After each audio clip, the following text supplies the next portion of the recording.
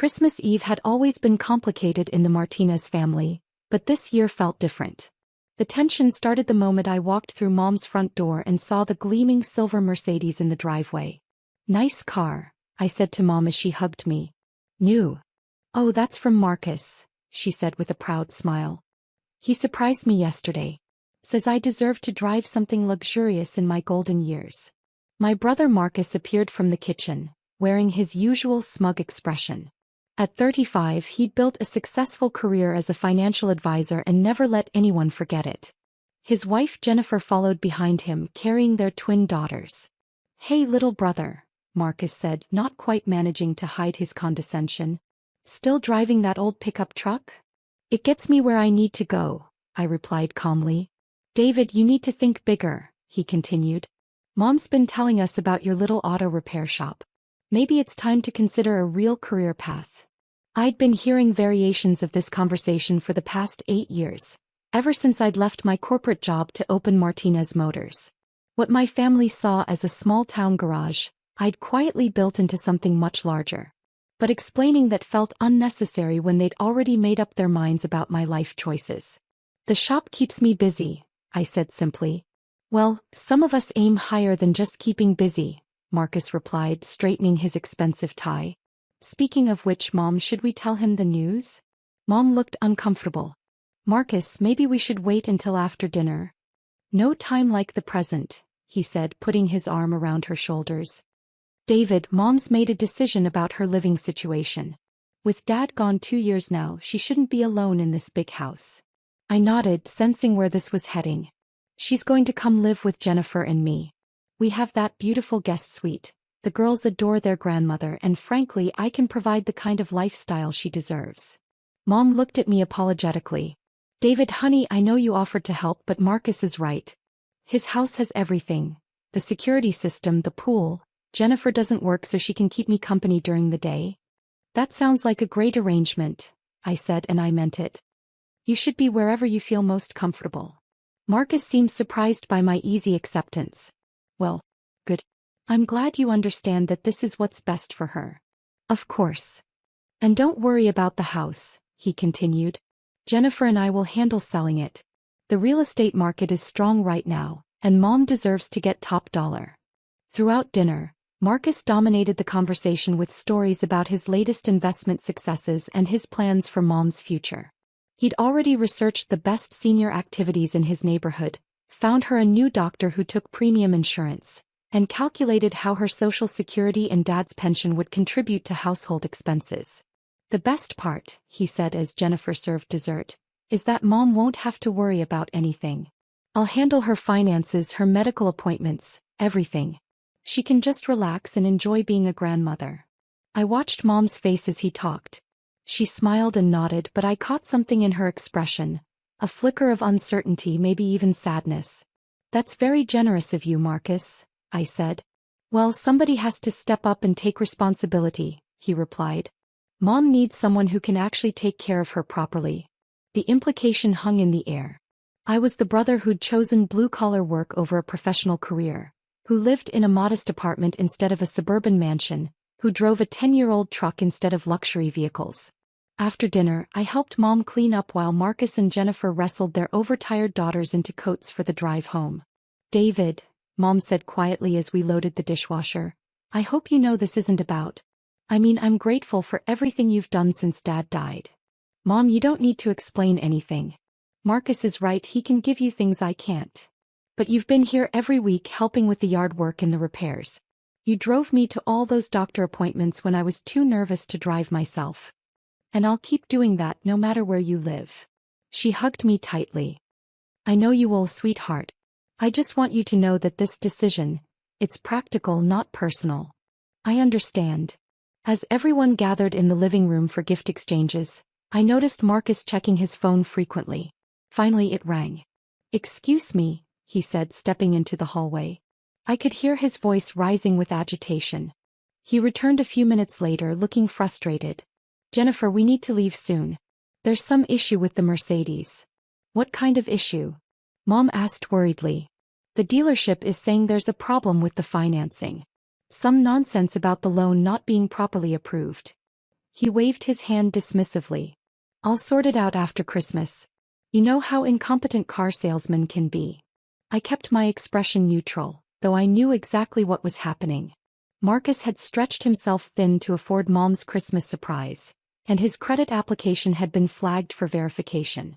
Maybe you should take it back tonight, Jennifer suggested. If there's really a financing problem. It's Christmas Eve, Marcus snapped. I'm not dealing with car salesmen tonight. Mom looked upset. Marcus, if the car isn't properly paid for, I shouldn't be driving it. Mom, don't worry about it. I'll handle everything tomorrow. The car is yours. But I could see the doubt creeping into her expression. She was starting to wonder if her son's grand gesture was built on shaky financial ground. The evening continued awkwardly, with Marcus growing more agitated each time someone mentioned the car. By the time they left, promising to pick Mom up the next morning for Christmas dinner at their house, the mood had shifted considerably. David, Mom said as I prepared to leave, what do you think about this car situation? I think Marcus wants to give you something nice, and sometimes that leads to making decisions quickly. You think he can't actually afford it? I chose my words carefully. I think Marcus loves you and wants the best for you. But maybe expensive gifts aren't the only way to show that. She nodded thoughtfully. Your father always said the best gifts come from the heart, not the wallet. Dad was a smart man. The next morning, Christmas Day, I was in my office at the shop when my phone rang. It was Mom, and she sounded upset. David, can you come over? There are men here about the car. What kind of men? They say they're from the dealership. They want to take the Mercedes back. I was there in 15 minutes. 2 employees from Prestige Motors were standing in Mom's driveway, looking uncomfortable as she stood in her bathrobe, clearly distressed.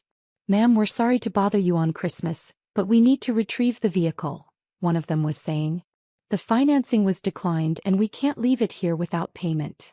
But my son said he would handle it today. We've been trying to reach Mr. Martinez since yesterday, but he's not answering our calls. I approached the group. Good morning. I'm David Martinez. What seems to be the problem? Sir, are you related to Marcus Martinez? He's my brother. The dealership employee looked relieved to have someone to talk to. Your brother signed a lease agreement for this vehicle, but his credit application was declined. We extended courtesy delivery for Christmas Eve, but we need the car back today. I looked at Mom, who was clearly embarrassed and confused. Mom, why don't you go inside and get dressed? I'll handle this. David, I don't understand what's happening. It's okay. Just give me a few minutes to sort this out. After she went inside, I turned to the dealership employees. How much does my brother owe on this car? Sir, the monthly lease payment would be $1,847, but given the credit decline, we'd need a significant down payment or cosigner. What about purchasing it outright? The MSRP is $78,500. I pulled out my phone and made a call. Sir, it's David. I know it's Christmas, but I need you to process a wire transfer. Yes, the full amount. Martinez Motors account to Prestige Motors. $78,500. The employees looked surprised as I hung up. Gentlemen, you'll receive payment within the hour. Please prepare the title transfer paperwork for Mrs. Elena Martinez. Sir, are you sure? That's a substantial amount. I'm sure. 30 minutes later, Marcus arrived with his family, ready to pick up Mom for Christmas dinner. He pulled into the driveway behind the Prestige Motors van, his face immediately darkening. What the hell is going on here? He demanded, getting out of his own Mercedes. Good morning, Marcus, I said calmly. David, what are you doing here? And why are these people at Mom's house? One of the dealership employees stepped forward. Mr. Martinez, we came to discuss the vehicle financing issue, but it's been resolved. Your mother now owns the car free and clear. Marcus looked confused. What do you mean owns it? The vehicle has been purchased in full.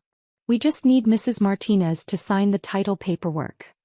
Marcus turned to me, his face reddening. David, what did you do? I bought Mom's car. What? How could you possibly afford to buy a $78,000 car? The same way I've been able to help Mom with her expenses for the past 2 years while you assumed she was struggling. What expenses? Mom emerged from the house, now dressed and looking more composed. Marcus, David has been helping me with the house payments, the medical bills your father left behind, the property taxes. Marcus stared at me. That's impossible. You run a garage. I run several businesses, actually. Several. What are you talking about? I pulled out my phone and showed him the Martinez Motors website.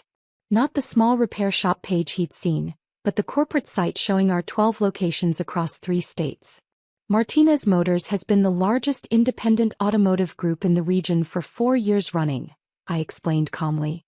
We do everything from repairs to sales to custom builds. Marcus grabbed the phone, scrolling through the website in disbelief. This says you employ over 200 people. 248 as of last month. And you own all of this? I built it from the ground up, yes. Jennifer approached, looking at the phone over Marcus's shoulder. Marcus, it says here they had $47 million in revenue last year. That was a good year for us, I acknowledged. Marcus was staring at me like he'd never seen me before. David, why didn't you tell us? You never asked. Every time we talked, you'd lecture me about getting serious about my career. It seemed easier to let you think what you wanted to think.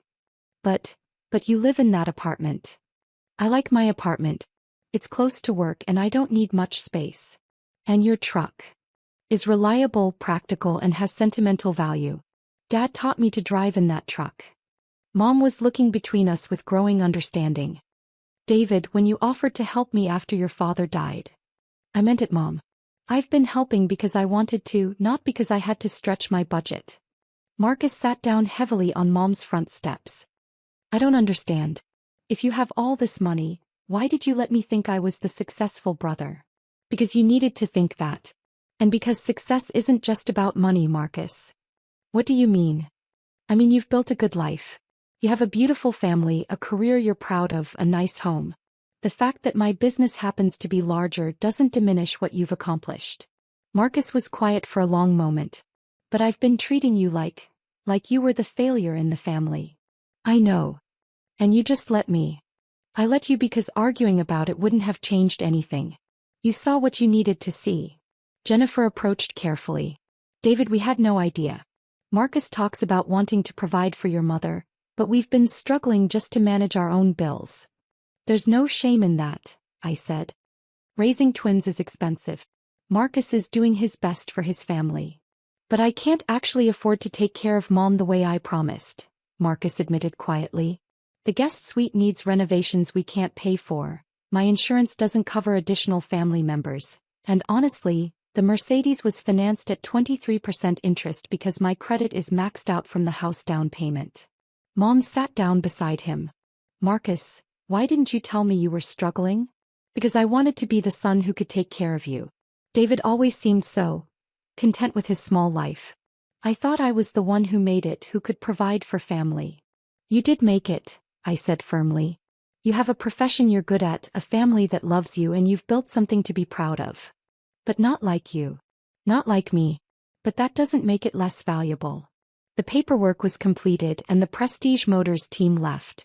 We stood in the driveway, the gleaming Mercedes between us like a symbol of everything that had been misunderstood. Mom, Marcus said finally, I think maybe you should stay in your own house. Marcus. No, I mean it. David's right, I can't actually provide what I promised. And honestly, after seeing how you've been managing with his help, maybe you don't need to move anywhere. Mom looked at both of us. What I need is both my sons in my life.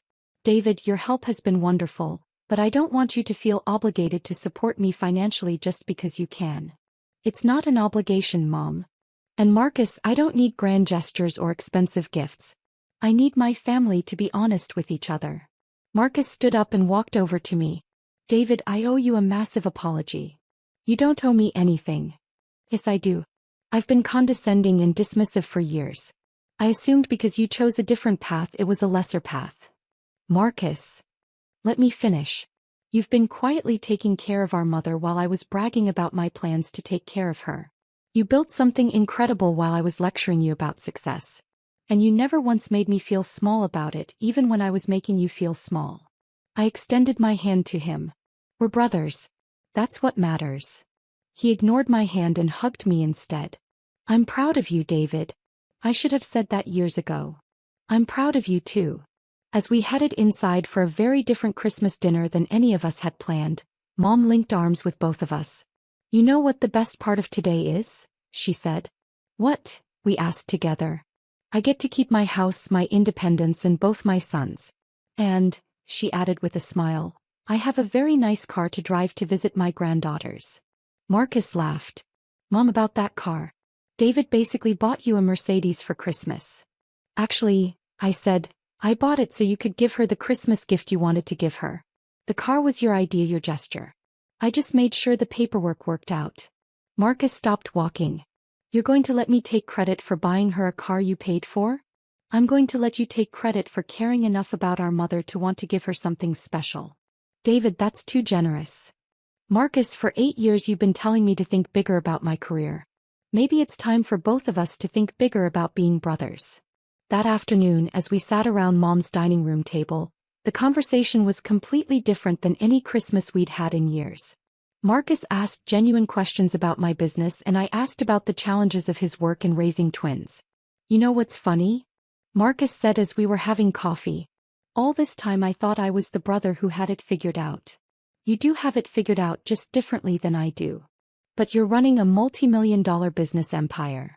And you're raising 2 little girls who think you're the smartest, strongest man in the world. Which one of us is really more successful?"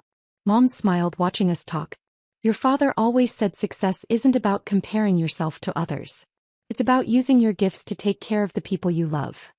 "Dad was smart," Marcus said. "Though I bet he would have gotten a kick out of David secretly being a business mogul while driving around in his old truck." "Dad would have been proud of both of you," Mom said. "David for building something from nothing, and Marcus for trying to take care of his family even when it meant stretching beyond your means." As evening approached and Marcus's family prepared to leave, he pulled me aside. "David, I have a confession." "What's that?" "Part of me is relieved that I don't have to figure out how to afford taking care of Mom. I love her, but honestly I was terrified about the financial reality of what I'd promised." "That's not a confession, that's honesty. Taking care of aging parents is expensive and complicated. But I still want to help." "Then help. Spend time with her. Include her in the girls' activities. Let her teach them to cook her recipes. That stuff matters more than money anyway." "You really mean that?" "Marcus, I can buy her cars and pay her bills, but I can't give her granddaughters or the pride of watching her son succeed in his career. We both have gifts to offer." Marcus nodded thoughtfully. "Maybe we could work together on this." "What do you mean?" "Well, you're good with the financial stuff and I'm good with, I don't know, the day-to-day family stuff. Maybe instead of competing to be the better son, we could just be better sons together." I smiled. "I like that idea." As they drove away, Mom and I stood in the driveway next to her new Mercedes. "It's a beautiful car," she said. "Marcus has good taste." "David, can I ask you something?" "Of course." "Are you happy? I mean, really happy with your life?"